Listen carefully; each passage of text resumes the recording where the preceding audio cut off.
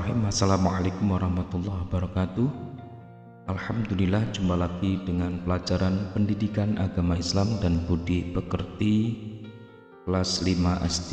Kali ini kita akan melanjutkan materi pelajaran yang kelima yang bertemakan Rasulullah Idolaku. Sebagai submateri pada pertemuan kali ini, yakni kita akan belajar kisah teladan Nabi Sulaiman alaihissalam. Terlebih dahulu kita awali dengan berdoa, semoga diberi tambahan ilmu yang manfaat, diberi kefahaman serta dijadikan anak yang soleh. Berdoa mulai. Bismillahirrahmanirrahim. Rabbi zidni ilma warzuqni fahma waj'alni minas sholihin. Amin amin ya rabbal alamin. Baik anak-anak, kisah teladan Nabi Sulaiman. Nabi Sulaiman alaihissalam adalah putra Nabi Daud alaihissalam. Setelah Nabi Daud alaihissalam wafat, Nabi Sulaiman alaihissalam menggantikannya sebagai raja. Mukjizat Nabi Sulaiman yang paling terkenal adalah diberinya keistimewaan oleh Allah Subhanahu wa taala, yaitu dapat memerintah bukan hanya kepada manusia, melainkan juga kepada hewan, kepada angin, dan juga jin.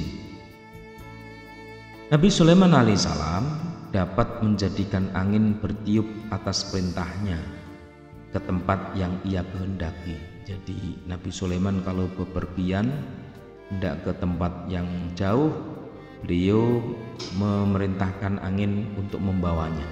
Luar biasa. Allah Subhanahu wa taala pun menundukkan jin-jin untuk melayani Nabi Sulaiman. Nah, di antara mereka ada yang dapat membangun istana dan benteng-benteng, ada yang bertugas menyelam di laut untuk mengeluarkan mutiara dan batu-batu mulia. Allah Subhanahu wa taala memberi kekuasaan pada Nabi Sulaiman alaihissalam atas setan-setan yang kafir sehingga ia mampu mengikat mereka untuk mencegah kejahatan. Masya Allah. Allah Subhanahu wa taala juga memberinya mukjizat berupa kemampuan mengerti bahasa binatang. Bahasa binatang apa saja, bahkan sampai binatang yang paling kecil yaitu semut. Beliau mampu untuk mendengar itu, memahami bahasanya semut. Meskipun kaya raya dan berkuasa, Nabi Sulaiman alaihissalam tetap rendah hati. Nah, ini yang perlu kita contoh. Walaupun kaya raya, berkuasa, tetap rendah hati, patuh dan tunduk pada perintah Allah Subhanahu wa taala. Kisah Nabi Sulaiman ini terdapat dalam Al-Quran, Quran surah Al-Naml ayat 15 sampai 44. Nah, ini kalian bisa melihat sendiri di Al-Quran di ayat tersebut. Nah, doa Nabi Sulaiman alaihissalam selalu dikabulkan oleh Allah Subhanahu wa taala, yaitu tidak ada seorang pun yang memiliki kerajaan besar dan kaya raya seperti kerajaan Nabi Sulaiman. Ini bukti bahwasanya Nabi Sulaiman doanya dikabulkan oleh Allah Subhanahu wa taala. Siapa setelah Nabi Sulaiman kaya raya seperti beliau? Enggak ada. Nah, pelajaran singkat ini bisa kita petik. Yang pertama adalah Nabi Sulaiman dapat memerintah bukan hanya kepada manusia, melainkan juga kepada hewan, angin, dan jin.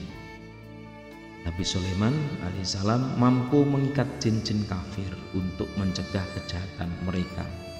Jin-jin kafir diikat yang sehingga tidak bisa mengganggu orang lain. Wah, ini kalau bisa melakukan ini keren banget ya.